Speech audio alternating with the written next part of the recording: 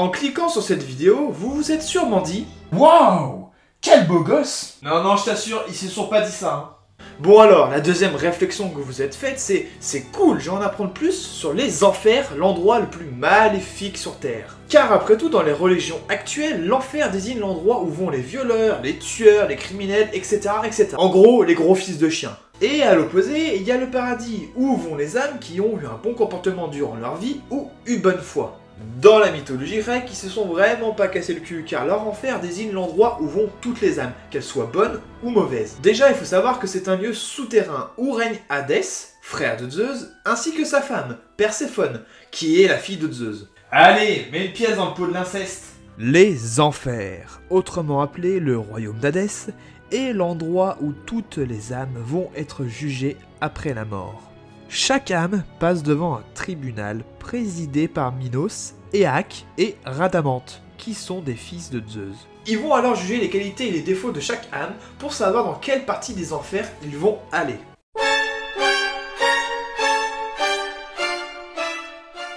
Donc, je résume, vous êtes mort étouffé par une frite au McDonald's, original. Votre plus grande action, c'est d'avoir donné 2 € à la Croix-Rouge car, je cite, « Je ne sais pas dire non ». Ok. Et votre pire action que vous avez pu faire durant votre vie, c'est d'avoir volé une canette au Monoprix. Ouais. Ouais, bah sacrée vie mon pote, hein. Sacrée vie. Et bah écoute, j'ai l'endroit parfait pour toi.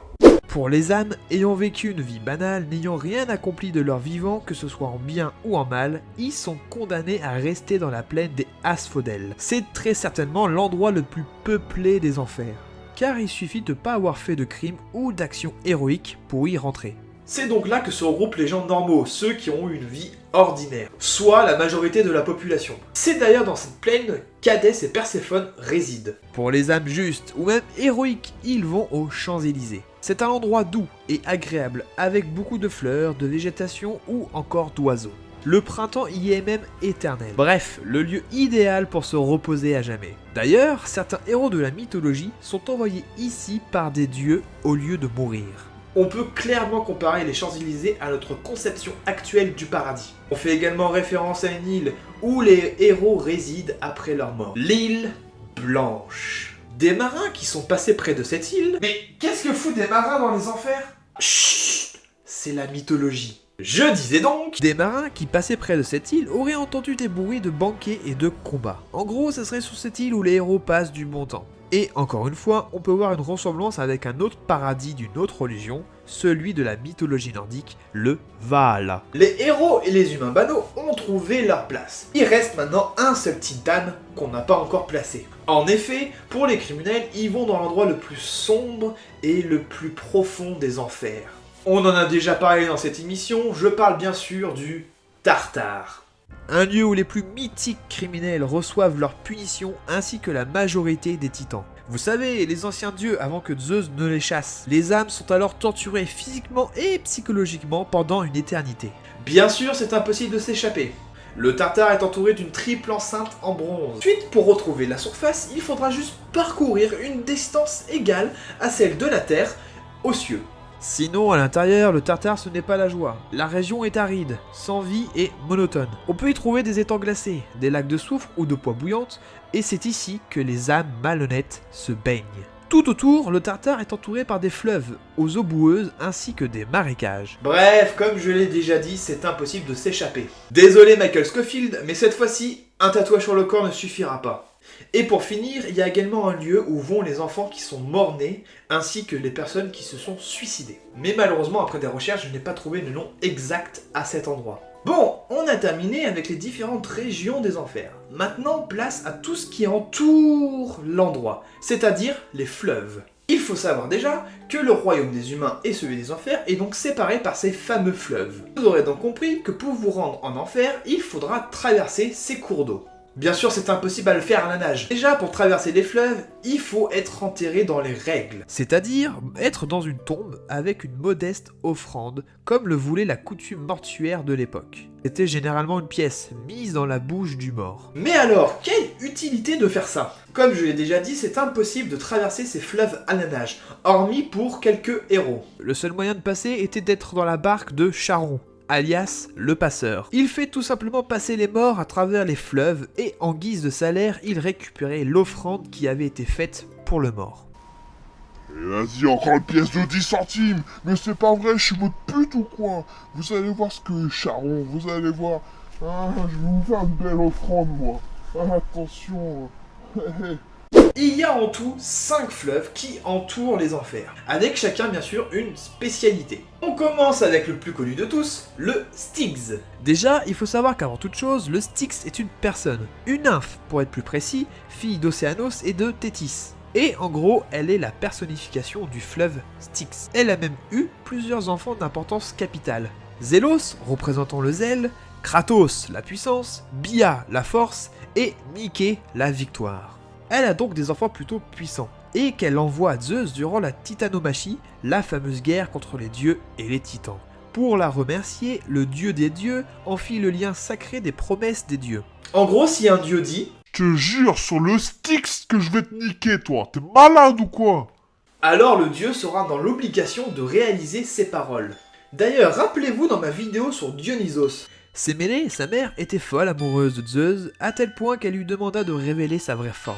Zeus, qui était également fou amoureux, lui révéla alors sa forme divine, qui tua Sémélé dans d'atroces souffrances, car la lumière divine est insupportable pour les humains. Mais alors pourquoi Zeus a accepté de faire cela alors qu'il savait pertinemment qu'elle allait mourir? C'est simple, il lui avait promis sur le Styx qu'il réaliserait tous ses souhaits. Bon, également, le Styx a une spécialité très spéciale. En effet, il donne l'invulnérabilité. Cela fait écho à une légende très connue, celle d'Achille, qui apparemment aurait été trempé dedans à sa naissance par sa mère, lui donnant alors l'invincibilité, sauf au niveau du talon, vu que sa mère le tenait avec ça. Pour finir avec ce fleuve, il est aussi réputé pour être le fleuve de la haine. Ne me demandez pas pourquoi, j'en sais rien. Passons maintenant au deuxième fleuve qui est plus précisément une branche souterraine du Styx, l'Achéron. Déjà, il faut savoir que l'Achéron était une personne, fils du soleil et de la terre. Malheureusement pour lui, il fut changé en fleuve par punition car il avait fourni de l'eau aux titans, durant la fameuse guerre de la Titanomachie. C'est comme vendre du beurre aux Allemands en 39-45, ce n'était pas ouf. On devait impérativement traverser ce fleuve pour accéder aux enfers, et bien sûr, aucun retour était possible, hormis pour quelques héros. Sa spécialité à ce fleuve est que si un mortel boit son eau, alors il meurt empoisonné. L'Achéron a comme son nom le fleuve du chagrin, référence sûrement au chagrin qu'a eu Achéron d'avoir commis l'erreur de donner à boire aux titans. Passons au troisième fleuve, le Coquite ou Cocyte, je sais pas comment on dit. Rien de spécial à dire, mis à part que c'est ici que les âmes qui n'ont pas eu de sépulture attendent leur sort définitif. Même si la plupart du temps ça reste des âmes perdues qui cherchent le chemin des enfers. Également, ce fleuve a un petit surnom. Il est surnommé le torrent des lamentations, car il est alimenté par les larmes de ceux qui sont mal conduits pendant leur vie. Avant d'un fleuve qui n'est pas très sympa. Le Flégéton, appelé aussi la rivière de flammes. C'est simple, c'est un fleuve de flammes qui sert de supplice aux condamnés. Et enfin, le dernier fleuve, le Leuté, appelé aussi le ruisseau de l'oubli. Il tient son nom de Leuté, la personnification de l'oubli. Mais alors, pourquoi cette notion d'oubli ? Les âmes qui sont dans les Champs-Élysées peuvent quitter l'endroit quand ils veulent. Par contre, pour ce faire, ils devaient boire dans le fleuve Leuté, qui a la faculté d'effacer presque entièrement la mémoire de l'âme. Après cela, elle revient à la surface avec un nouveau corps pour recommencer une vie humaine sans aucun souvenir de son passé. Même s'il arrivait que quelques souvenirs ressortissent. En gros, c'est de la réincarnation. Et voilà, vous savez tout sur les enfers grecs. Vous l'aurez compris durant toute la vidéo, les enfers grecs n'ont pas du tout la même définition que le nôtre. Si on devait faire des comparaisons, notre enfer serait l'équivalent du Tartare. Et bien sûr, notre paradis, comme je l'ai dit, serait l'équivalent des Champs-Élysées. D'ailleurs, petite anecdote, apparemment selon les anciens, le lac Averne, situé en Italie, serait l'une des entrées vers les enfers. Et promis, un jour nous irons voir ça de plus près. Gros, t'as pas oublié de parler de quelque chose de méga connu dans les enfers? Tu veux parler de ce chien de merde qui protège les portes de l'enfer? Yep. Je vais te dire un truc mon petit pote, je n'ai pas peur de... Oh putain, Cerbère est là.